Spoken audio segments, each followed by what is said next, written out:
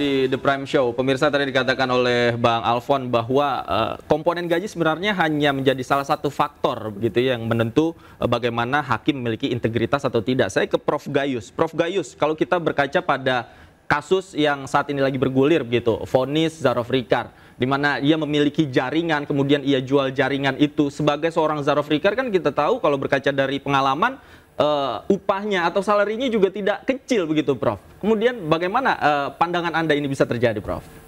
Yang pertama, beliau kan bukan hakim. Oke. Jadi tidak apple to apple kalau kita bahas Pak Zarof. Bahas hakim lain mungkin boleh. Oke. Tapi begini, sebelum kita mengaitkan gaji dengan prestasi hakim atau integritas hakim, itu harus kita sepakati. Gaji yang kita persoalkan itu gaji fix salary atau take home pay. Saya bisa membaca apa pikirannya Pak Rangga ketika beliau mengatakan 90 cukup nggak bagi kami sekedar ini, itu take home pay. Jadi kita jangan membaca gaji. Gaji itu hanya 4 juta itu. Saya tahu gajinya berapa Pak Rangga di PN. Di PN ini take home pay-nya 17 itu kalau di PN yang lama ya.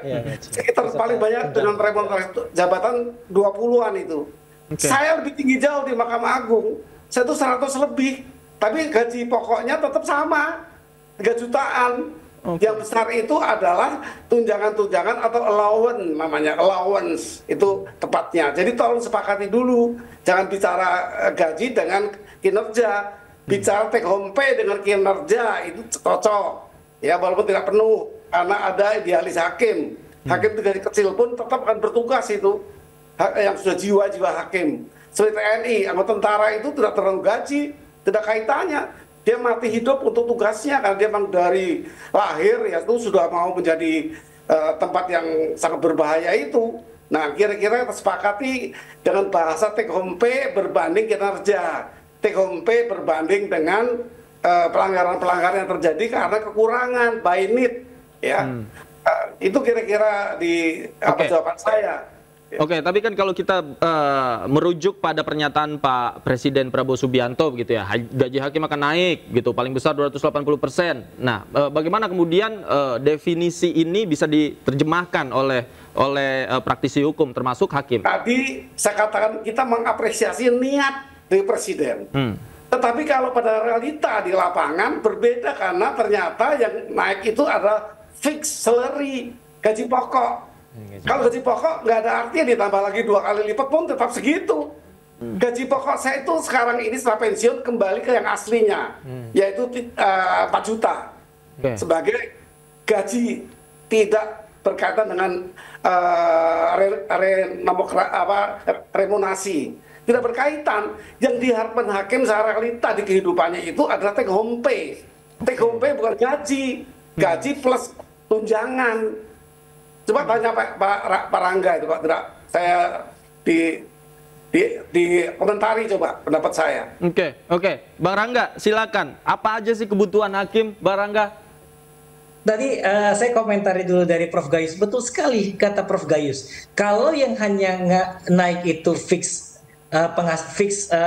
penghasilannya atau gaji pokoknya tidak signifikan, hampir tidak ada artinya. Tapi kalau tunjangan jabatan atau gaji yang include antara gaji pokok dengan tunjangan jabatan itu baru signifikan, baru bisa menggeser pendulum corruption by need tadi yang jadi orang korupsi karena kebutuhan menjadi tidak lagi karena kebutuhan dasarnya telah terpenuhi. Akan tetapi itu tidak menjamin juga corruption by greed dan corruption by chance, nggak menjamin. Yang by need bisa kita selesaikan. Nah, kalau by chance, jalan keluarnya apa? Pembenahan sistem, penguatan, pengawasan internal maupun eksternal. Bawasnya lebih ketat pengawasan, berikut juga dengan KAI-nya. Malah kalau misalnya dinaikkan secara signifikan, kami pun mengusulkan agar KAI itu kewenangannya itu ditambah. Ditambah dengan bisa menyadap hakim, bahkan melakukan penyidikan terhadap tindak pidana korupsi yang dilakukan hakim.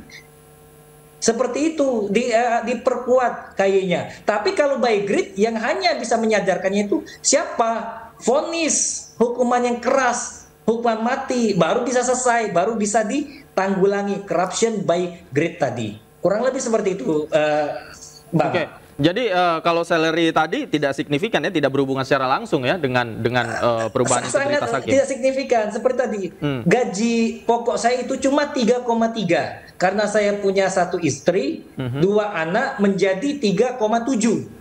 Oke. Menjadi 3,7. Jadi kalau itu yang dinaikkan 280% gitu ya, itu menurut kajian kami dari Solidaritas Hakim Indonesia itu belum mampu untuk menanggulangi corruption by net tadi, gitu. Apalagi by greed, jauh gitu kan. Nah, harapan kami yang dinaikkan itu adalah take home pay kami, sehingga ya kebutuhan dasar kami tercukupin. Nah, tadi seperti kata Ibu Joyce tadi, gaji saja, uang saja tidak bisa serta-merta membawa kesejahteraan. Kami sangat sependapat gitu. Tidak cukup. Bagi orang yang rakus enggak cukup. Mau digaji 4 miliar per bulan, mau 5 miliar pun enggak cukup. Tapi ada komponen lain. Ada Pak, well-being. Kesehatan mental kami di penempatan jauh, pola mutasi kami itu perlu diperhatikan, jenjang karir kami perlu diperhatikan, fasilitas kami yang didapatkan gitu itu diperhatikan semua. Hakimnya punya nggak kendaraan? Hakimnya di kantornya fasilitas seperti apa? Bagi kami dari SAI yang terjun di struktur itu nggak ada masalah. Mau dikasih fasilitas sedikit atau tidak, kami tetap tidak korupsi, kami tetap tidak menerima duit, kami tegakkan hukum setegak-tegaknya. Tapi apakah semua mempunyai daya tahan seperti kami? Kan tidak. Kami bisa seperti ini karena supporting system kami yang menjamin. Kami mempunyai istri yang juga bekerja, punya orang tua juga yang bisa mensupport kami. Sedangkan rekan-rekan kami yang lain belum tentu keadaannya seperti kami. Nah inilah untuk mencegah corruption by it tadi, naikannya seperti apa? Kalau kami bandingkan, kami nggak mau membandingkan dengan gaji-gaji pegawai BUMN kayak Pertamina, kayak Pelindo, kayak Telkomsel, gaji jauh. Apalagi kepala kantor tanah jauh di atas kami, bisa ratusan mereka yang setingkat golongan 3B, 60 juta, 70 juta, 80 juta. Enggak, kami nggak minta seperti itu. Tapi tadi kebutuhan dasar kami terpenuhi, kami mampulah menjaga kehormatan kami sebagai seorang hakim, gitu. Kami hormat, jangan sampai hakim pergi ke kantor naik motor yang 10 tahun usianya, 15 tahun.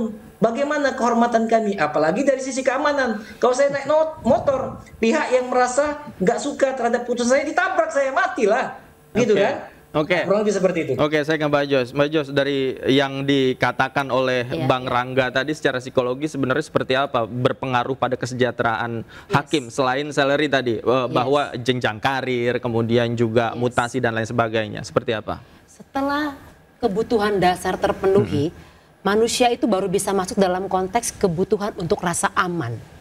Nah, aman ini banyak sekali faktor-faktornya. Tadi faktor misalnya sosial, ya, bagaimana dia bisa berkontribusi dengan nyaman. Ada faktor mental, itu rasa aman gitu.